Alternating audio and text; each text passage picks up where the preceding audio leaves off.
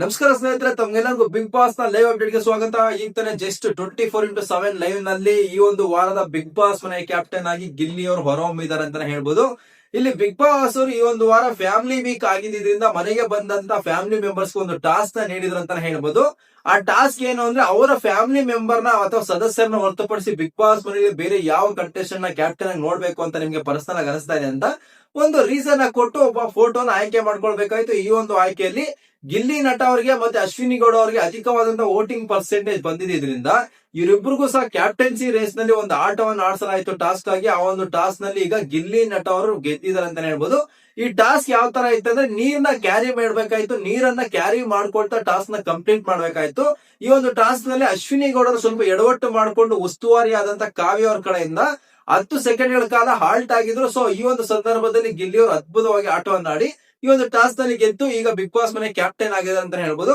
ಈ ಟಾಸ್ಕ್ ನಡಿಬೇಕಾದ್ರೆ ಮನೆಯಲ್ಲಿ ಇದ್ದಂತಹ ಆಲ್ಮೋಸ್ಟ್ 75% ಆಫ್ ದಿ ಮೆಂಬರ್ಸ್ ಎಲ್ಲರೂ ಸಹ ಗಿಲ್ಲಿ ಅವ್ರಿಗೆ ಸಪೋರ್ಟ್ ಮಾಡ್ತಾ ಇದ್ರು, ಗಿಲ್ಲಿ ಅವ್ರಿಗೆ ಅಡ್ವೈಸ್ ನೀಡ್ತಾ ಇದ್ರು ಯಾವ ತರ ಟಾಸ್ಕ್ ಆಡ್ಬೇಕು ಅಂತ.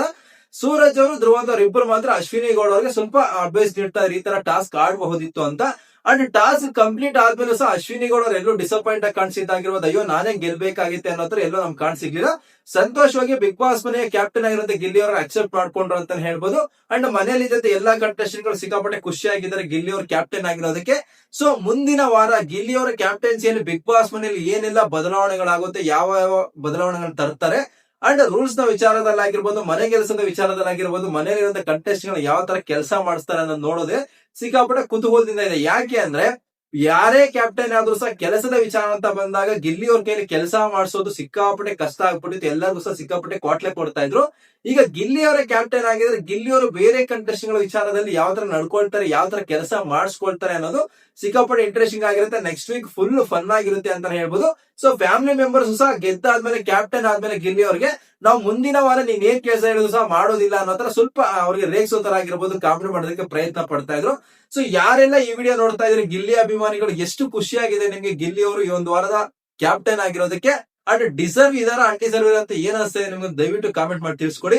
ಅಂಡ್ ನನ್ನ ಅನಿಸಿಕೆ ಪ್ರಕಾರ 100% ಡಿಸರ್ವ್ ಇದಾರೆ ಗುರು. ಬಿಗ್ ಬಾಸ್ ಮನೆಗೆ ಬಂದಿರುವಂತ ಕೇವಲ ಗಿಲ್ಲಿ ನಟ ಅವರ ಫ್ಯಾಮಿಲಿ ಮೆಂಬರ್ಸ್ ಅಲ್ಲ ಇಲ್ಲಿ ಸೆಲೆಕ್ಟ್ ಮಾಡಿರೋದು, ಬೇರೆ ಫ್ಯಾಮಿಲಿ ಮೆಂಬರ್ಸ್ ಇಲ್ಲಿ ಗಿಲ್ಲಿ ಅವ್ರನ್ನ ಸೆಲೆಕ್ಟ್ ಮಾಡಿರೋದು. 100% ಡಿಸರ್ವ್ ಇದಾರೆ. ಸೊ ಗಿಲ್ಲಿ ನಟ ಅವರು ಈ ಒಂದು ವಾರ ಕ್ಯಾಪ್ಟನ್ಸಿನ ಚೆನ್ನಾಗಿ ನಡ್ಸ್ಕೊಂಡು ಹೋದ್ರೆ ಅವ್ರ ಆಟಕ್ಕೆ ಬೆನಿಫಿಟ್ ಆಗುತ್ತೆ ಅಂತ ಹೇಳ್ಬೋದು. ಈ ಒಂದು ವಿಡಿಯೋದಲ್ಲಿ ಇರುವಂತ ಮಾಹಿತಿ ನಿಮ್ಗೆ ಇಷ್ಟ ಆದ್ರೆ ಮಿಸ್ ಮಾಡಿ ಚಾನಲ್ ಸಬ್ಸ್ಕ್ರೈಬ್ ಮಾಡ್ಕೊಳ್ಳಿ ಅಂತ ಹೇಳ್ತಾ ಬಿಗ್ ಬಾಸ್ ನ 24x7 ಲೈವ್ ಅಪ್ಡೇಟ್ಸ್ ನನ್ನ ಕಡೆಯಿಂದ ಬರ್ತಾನೆ ಇರುತ್ತೆ. ಸೊ ಥ್ಯಾಂಕ್ ಯು, ಧನ್ಯವಾದ.